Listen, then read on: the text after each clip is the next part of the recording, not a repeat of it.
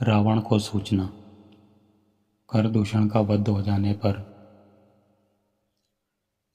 कर के एक अकंपन नामक सैनिक ने जिसने किसी प्रकार से भागकर अपने प्राण बचा लिए थे, वह लंका में जाकर रावण को कर की सेना के नष्ट हो जाने की सूचना दी।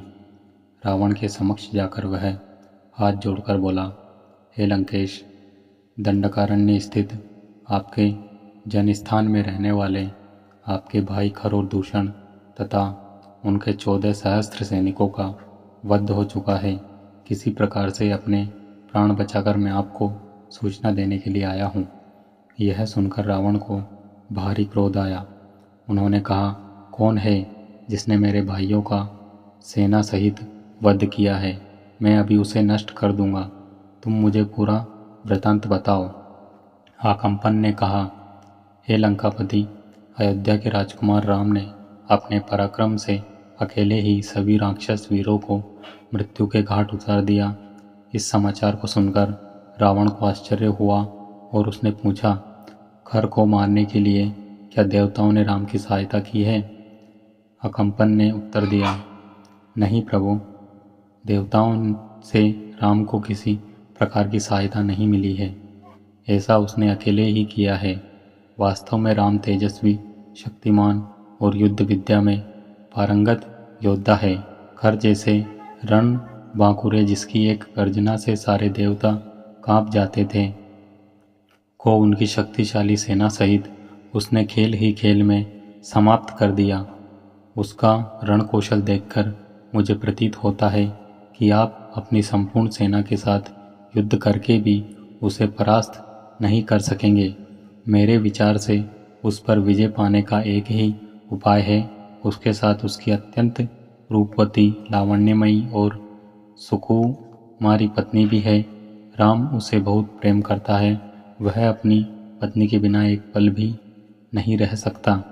मेरा विश्वास है, यदि आप किसी प्रकार उसका अपहरण करके ले आए तो राम उसके वियोग में स्वयं ही मर जाएगा।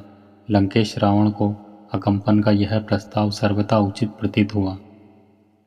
तत्काल ही वह दिव्य रथ पर सवार होकर आकाश मार्ग से उड़ता हुआ अपने परम मित्र मारीच के पास पहुंच गया।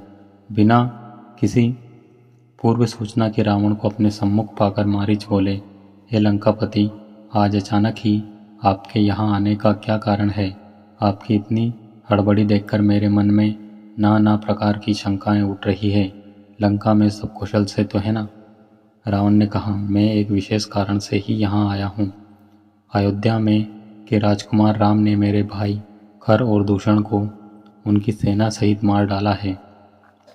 अब मैं चाहता हूँ कि राम की पत्नी का अपहरण कर लूँ और उसके लिए मुझे तुम्हारी सहायता की आवश्यकता है।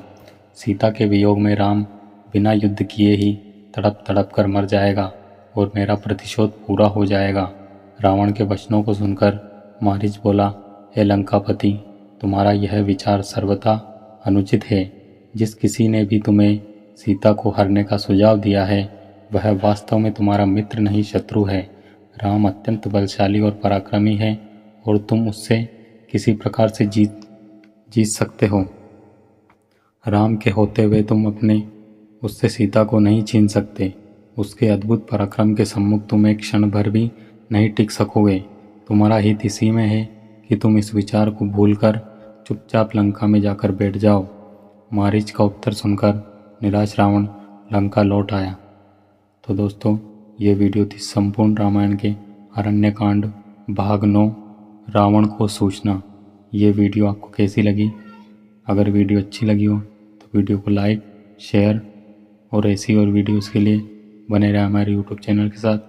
वीडियो में अंत तक बने रहने के लिए आप सबका धन्यवाद। जय श्री राम।